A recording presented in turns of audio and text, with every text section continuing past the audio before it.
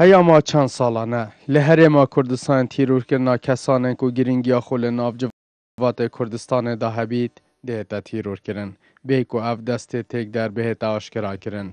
لورا سنور او تیرور بردام بر فرهبونت چید و هر جار آرستا خویا تیروره جه آلیا که بو آلیا که دن دیتا گوارتن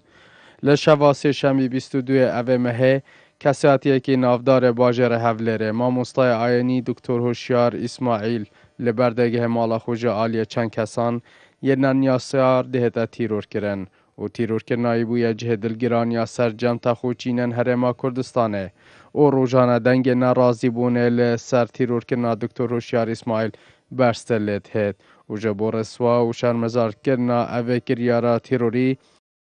افرو لهمبر بارگاه لقای گرتوی اسلامی کردستان خربابون که ناراضی بونه هات رخستن جعالی هجمارکا کادرین یگرتوی اسلامی کردستانه و هر دفعه خربابونه دا بیاننامه هات خواندن ام بخموکووان و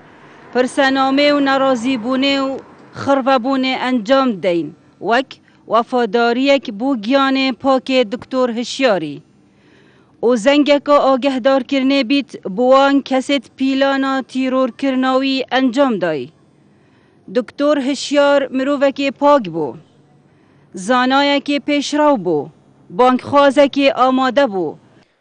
جالیا خوبجی برپرس لقا آمیدیه و کادره که اگرتوی اسلامی دیارد کن کو دزدانا کسا که وک دکتر هوشیار اسماعیل کار ستا که بو گله کرد و پیتیویه بکوژن دکتوری بهنه آشکرا کرن. دکتر هشیار زانایک بو سامانک مروی بو دکترا تفسیری هبو زانستک گله که یه برفره اتسنگی وی مروی دا بود مشکی وی مروی دا بو خمبارین بو واقع کرناوی هر واسا بانک خوازک بو هر گاف پیوی توی همی گاف و تاره توی